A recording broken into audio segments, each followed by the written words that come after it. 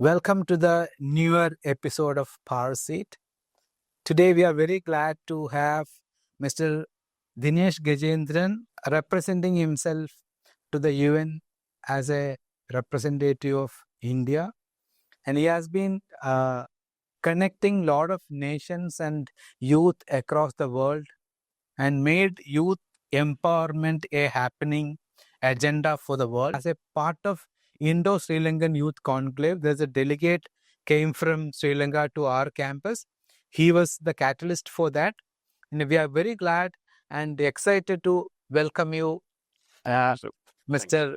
Gajendran. And see, as you have told in the morning that you have been connecting youth across the world. What is the outcome that you expect? What way the students are going to be benefited and what way our country is going to be benefited? Thank you, sir. Thank you, Nehru Group of Institutions, for hosting me today here. And I feel privileged to be here. And regarding the inputs you ask for, so we work with young people on building their knowledge about globalization. We believe that the learning which happens in class should have an exposure beyond classrooms as well. Maybe you can call it as an experiential learning activities. We are looking at this global opportunities for the students in multiple ways. Taking an internship in that favorite field abroad, all studying some semester abroad programs. We are looking at a holistic development and perspectives of the students, irrespective of the domain they are studying. So we are concentrating to give them an international exposure on different components. Like component number one, they will be getting an education opportunity to go to foreign universities to attend their conferences, programs, and collaborative certificate courses. And number two, exposure on industry and skilling. Number three will be government, governance, politics, and policies. No. So that is our structure. So when you say government, why government and governance is important for a college student? Because once they interact with the bureaucrats, policymakers, public policy officials, that helps them to understand the corporate governance structures and understand the strategic management. For component number four is global diplomacy and international relations. Okay. So diplomacy, it's one of the very purposeful learning they should do in their life. So it starts from their family, professional spaces, that we are giving them a practical experience on that. And international relations, making yourself as a global citizen, which is very much important to make sure what happening in the world should learn from you within your classrooms and beyond classrooms. And we are integrating arts, culture, and heritage also as one of the component in this global collaboration activities. Yes. That's wonderful, wonderful answer. From your talk, I have taken two things. One is core learning happens outside the classroom. Second, you had an opportunity to represent India, to go to Sri Lanka and educate their teachers and public servants during their rough time. And how did you manage that, and what strength you have got after that to make you come to this level? I'm a first generation graduate from Tamil Nadu. So I got a privileged opportunity to get a basic education. So I was always hunting for the opportunities during my school days, college days.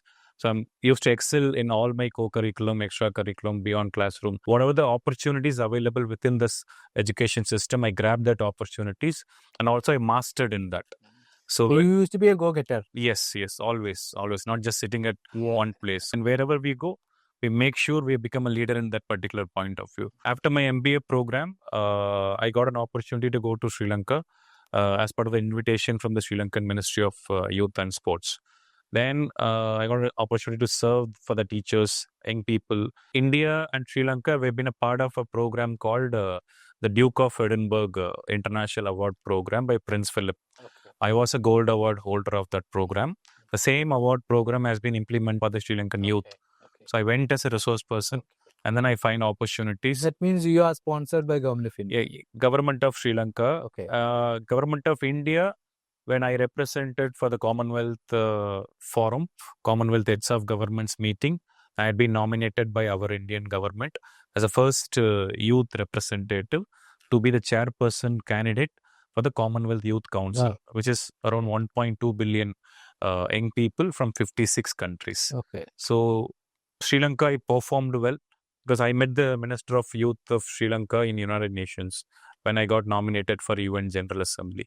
That's where we build the connections. Now that you know you have been to different countries, you have visited different colleges in India, what are the piece of advice you would like to give to the youngsters? Because now people say youngsters, they have a lot of information in their hand, but then when it comes to the question of skill and exploring an opportunity and winning that, I think Indian youth slightly fail in that. What's your piece of advice for them? Yeah. So right question at right time, sir. Uh, Actually, I'm going to a lot of universities across the world. For example, when a student, because we have a lot of skill gaps, people say there is no job opportunities, but the real fact is there's a lot of job available, but the people Yeah, and the job, the skilling yeah, matters. the gap. That skill gap we see. Why this happens means, for example, we had a mindset that based on our marks, we need to choose our degrees. We had that mindset among our parents. They just suddenly join some courses. That too, because of peer pressure and peer inputs. When I suggest to the student, I always suggest whether you have a capability to pursue that Yes, skill. yes, yes. So we are starting our first failure when we choose our course Wrong itself, program. Yeah. wrong program.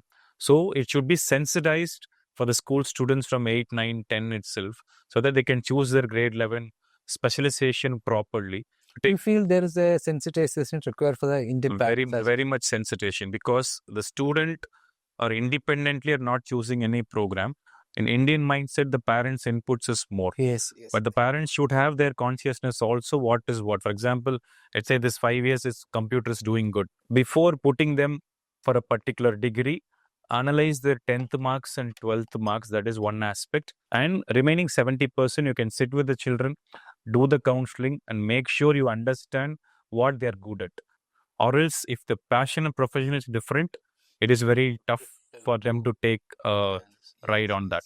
That's a very good piece of advice for the youth. And having said about the Youth Council, United Nations, Commonwealth, how do they sponsor different programs or students personally to go for international education and for exchange program or faculty project or internship? How do they sponsor? So one thing is each government has a lot of opportunities. Even Indian government sends many young people for a youth exchange program and sponsoring students to study abroad and sponsoring students to do an internship abroad. Even recent Tamil Nadu government are sending 100 youth to various countries for that internship program. The criteria may be different from place to place for first generation graduate. Okay. Each organization has a different format of doing that. India government sends skilled people for world skill competition, which is fully sponsored. Likewise, there is a lot of opportunities within our government also. So now government are doing a lot of program for the Institute of National Importance, and sometime it is getting an open call also. When you see the foreign governments and maybe intergovernmental agencies like United Nations or Commonwealth, they have a fellowship programs. For example, Commonwealth in the case, I mean, say example, it is a combination of 56 countries, which is second largest intergovernmental agency in the world after United Nations. So they have around different kind of a scholarship for you, mostly for the PG programs. So you need to be very strong at your social gesture during your school, college All days. the partnering countries. All the member countries. So member countries, the eligibility criteria is beyond academics. Yeah. Along with your academics, how good you are at being a human, Yeah. being a contributor for social development, Yes. sustainable development. Okay. Because that kind of a scholarships for testing the students. Once you complete the scholarship, how you will become an asset to the country. Yeah. So that is what they are looking at. In any country which offers bursaries or scholarship, they look at your service learning, they look at your experiential learning, they look at your extra curriculum, co-curriculum marks. So being an all-rounder can be an entrepreneur, give jobs for everyone, can be a good resource for your country. That's what the global entity is looking for. In Commonwealth concern, we have Chevening Scholarship, British High Commission, Queen Elizabeth, Queen Victoria, Association of Commonwealth Universities. There is a lot of scholarship available from UG to PhD to postdoctorate. Because we have a lot of MOUs with many institutions, and we are fortunate to sign one with the Nehru Group of Institutions. Thank you. So whichever we have been institutions we work with, once they enter into the first year, We sensitize them on the global opportunities, global scholarships, and profile building and portfolio building. Okay. With the journey of 3 years, they are inside the college. How they are building all this resume, CV, profile, portfolio that will be resulting in applying for this kind of a scholarship, or will result in three perspectives. If you build all this, you will be eligible for higher education. So you will appear for the placements, or you will become a very good entrepreneur. These three verticals where we are looking at when we work with particular institutions and skilling the people. Normally, the skilling happens on a one particular line. Our skilling happens on a holistic development beyond the domain perspectives. Fine. Yes. So that's a wonderful learning for all of us. See, these days, especially in the mediocre colleges in India, all the teachers and students, parents, all are very serious about academics, marks, get first rank, first class distinction kind of things. And more sensitization, I feel, is needed for the teachers. That classroom is a very limited area. We have to expose the children to beyond the classroom, beyond the curriculum. That will be making them solid to compete in the world. So I just wanted to ask you, like, India is now very fast growing, but why India alone is not having a youth council? Like many other countries are having, and the India has been talking about the demographic dividend as well. And why not India into this cluster? Good question, sir. Because I've been personally working and listening to almost last 4 or 5 youth ministers of India. If you take a world, very long back they've started. The case of Malaysia, Malaysian Youth Council, the age of Malaysian Youth Council is more than 70 years. Oh. That means pre-independence itself, they've started this youth council. Okay. Now it's been under the Ministry of Youth and Sports as an autonomous body. Okay. If you can see, there are full structure employees, full structure buildings, full structure funding. Almost 90% of the funding comes from the government. And they have parent youth council and 40 youth councils nationwide. So all these 40 youth councils under the Malaysian Youth Council brand. Government has a control on it, and also government putting a lot of funding. You take a case of Singapore Youth Council. And you were telling current Malaysian president is the Prime Minister. Former, Prime Minister is the former Youth Council president. Yes. So their political aspiration and also the aspiration towards the growth of the country comes from the age of youth. Okay. So when you're in the council, you do the development activities for your country, your place, your locality. You're well connected with society. You work with your MLAs, you work with your MPs. Okay. So there'll be very closely connected environment. Okay. So that creates a competitiveness beyond your political ideologies. You country first, politics is next. That's why the youth of other nations have been turned up. And Sri Lanka has National Services Council, Singapore Youth Council, British Youth Council, Jamaica Youth Council. In India has almost more of a structured program within the academic institutions. Okay. Like NCC, NSS, OARC, within academic limits. What we are lacking is, when comparative to the other country, once you complete your university system, there is no uniformed structured opportunities to grow up in the youth spectrum.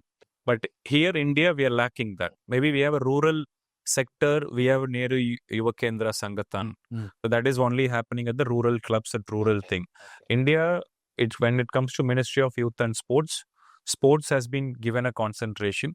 This youth component should be given a more value. Now, in the last 5 years, I can see Indian government is nominating youth for G20 and youth for Commonwealth. Maybe I can suggest that it should start from the state level.